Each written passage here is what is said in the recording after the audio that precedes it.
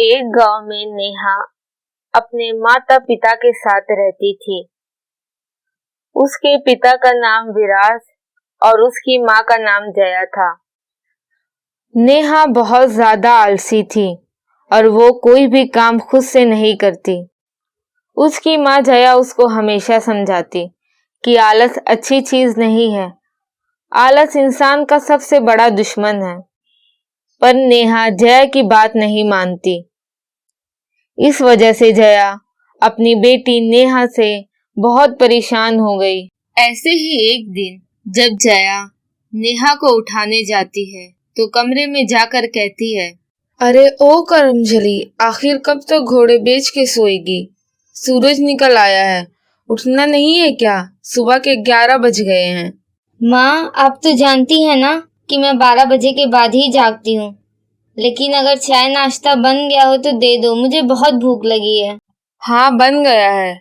जब उठेगी तभी तो दूंगी ना। अब लेटे लेटे मुंह में तो खाना डाल नहीं दूंगी।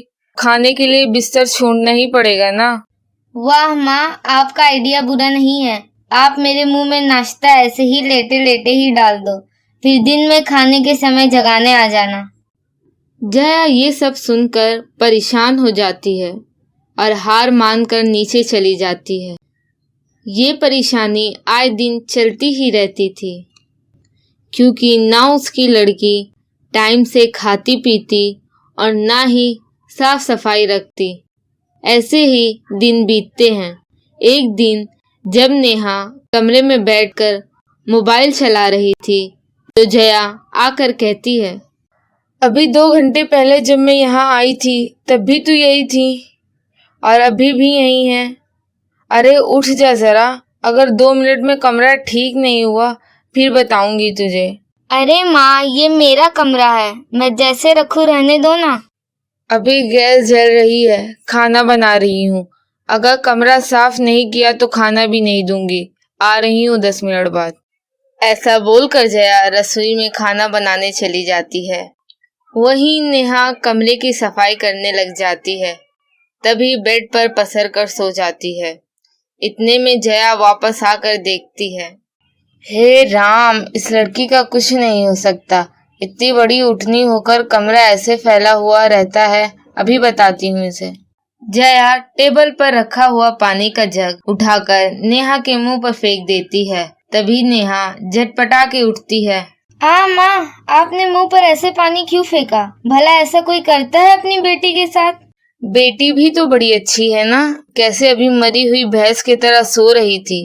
एक काम करने को क्या कह दिया, पता नहीं इतनी आलस क्यों आती है तेरे अंदर। बस माँ, और कितनी किटकिट करोगी? कान पक गए हैं। आप जाओ मेरे रूम से, मेरा काम करने का दिल नहीं करता। अरे कल को किसी दूसरे के घर जाएगी तो तेरे ससुराल वाले मुझे गालियां देंगे। अरे माँ, ऐसे कैसे गालियां देंगे? मुझे सब आता है। और वो कहते हैं ना, जब सिर पे पड़ता है तो इंसान सब कुछ करना सीख जाता है। देखना, मैं भी सीख जाऊंगी। बस बस बेटा, खुली आंखों से नींद के सपने मत देख, कहीं बाद में तू पछताए ना। ऐसा कहकर जया अपने कामों में लग जाती है। दरअसल उसकी बेटी बहुत ज्यादा ही आलसी थी। कई बार वो नहाया भी नहीं करती थी। कमरे की सफाई करना, खाना बनाना तो बिल्कुल ही नहीं आता था।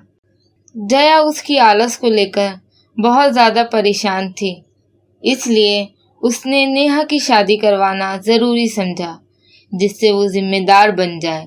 फिर उसे आर्यन नाम का मेहनती लड़का मिलता है, जिससे वो अपनी बेटी नेहा का रिश्ता तय कर देती। और कुछ ही दिनों बाद नेहा और आर्यन की शादी हो जाती है। शादी के कुछ दिन तक तो सब कुछ ठीक था, लेकिन नेहा की कामचोरी की आदत नहीं जाती। वो सारा दिन अपने कमरे में पड़ी रहती, ना घर का कोई काम करती और ना ही अपने कपड़े बदलती। उसकी सास माया, जो कि बहुत ही सफाई पसंद औरत थी, उसे अपनी बहू की ये हरकत देखकर बहुत गुस्सा आता है। ऐसे ही एक दिन जब उसकी सास का सब्र का घड़ा भर जाता है तो वो गुस्से में आकर उसके पास जाती है। अरे कोई शर्म नहीं है तुझे? सारा दिन मरी भैंस की तरह पड़ी रहती है और ये क्या कमरे का हाल बना रखा है तूने? क्या हुआ माँ जी, सब ठीक तो है और मुझे सब ऐसा ही पसंद है। अरे काम नहीं करना तो मत कर, कम से कम नहा धो तो ले। कितनी गंदी बदबू आ रही है तुझ में से, घिन आ रही है तुझे देखकर। तो किसने कहा था कि आओ मुझे देखो, मुझसे बात करो? मैंने थोड़ी ना बुलाया था, आप खुद ही आई हैं। हे राम, कैसी बहू मिली है मुझे। अरे तुझसे अच्छे तो गली के कुत्ते होते हैं, कम से कम पूछ से जगह को साफ करके बैठते हैं। तो उन्हीं से करवाती अपनी बेटे की शादी, मुझसे क्यों करवाई? और अगर आपको ज्यादा ही दिक्कत हो रही है ना तो खुद कर लो, मेरे पास फालतू का टाइम नहीं है। माया अपनी बहू से बिना कुछ कहे चली जाती है और खुद ही अपने पूरे घर का काम करने लगती है। दिन बीतते हैं। एक दिन सास बहू एक साथ बैठे रहते हैं तो पता चलता है कि कुछ दिन के लिए बुआ सास रहने आ रही हैं। ओहो, अब वो क्यों आ रही हैं? तुझे परेशानी क्या हो रही है उसके आने पर? तू तो वैसे भी कुछ काम नहीं करती, अपनी मोबाइल पर लगी रहना। सासू माँ के अंदाज में शिकायत के साथ दुख भी था। माया की बात पर नेहा गुस्से में उठकर चली जाती है। अगले दिन बुआ जी घर आ जाती हैं। सब बात ही कर रहे थे, तभी बुआ बोलती है, अरे बहन क्या बोलूं, जब से मेरी रीना बहू आई है ना तब से मुझे एक बर्तन यहाँ से वहाँ नहीं करना पड़ता। रीना बहू सारी रसोई की जिम्मेदारी खुद ही ली है, बहुत प्यारी है। आप तो अपनी बहू के लिए इतना बोल भी सकती हो, लेकिन मैं अपनी बहू के रसोई के बारे में ना ही बोलूं तो वही बेहतर है। आप मेरी आलसी बहू की रसोई के बारे में कुछ ना जाने वही अच्छा है। मेरी बहू की रसोई में कुछ नहीं होता खाने को। मुझे तो बहू के आने के बाद भी सुख नहीं मिला। माँ जी, आप दूसरों के सामने ऐसा क्यों बोल रही हैं? अपनी ही बहू की बेइज्जती क्यों कर रही हैं? इसमें क्या गलत बोल दिया मैंने? जो सच है वही तो बोल रही हूँ। तेरी रसोई में खाना भले ही जल जाए, लेकिन तू उठकर गैस बंद करने नहीं जा सकती है। हाय हाय, कैसी आलसी बहू है, इसकी रसोई तो बेकार ही है। आप अपनी बहू को कुछ सिखा ही देती। ऐसा नहीं है माँ जी, आलसी बहू भी अच्छा खाना बना सकती है।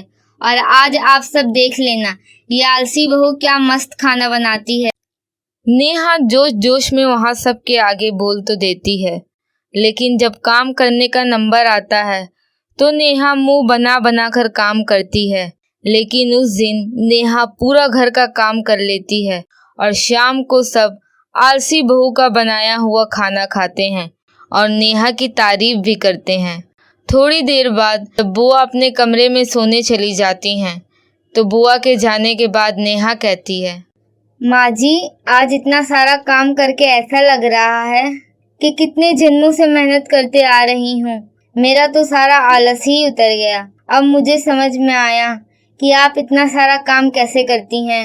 अब समझ आया, आलस इतना भी अच्छा नहीं होता, समझी? और काम मिलकर करते हैं तो जल्दी हो जाता है, लेकिन तुझे तो आलस करने से फुर्सत ही नहीं मिलती।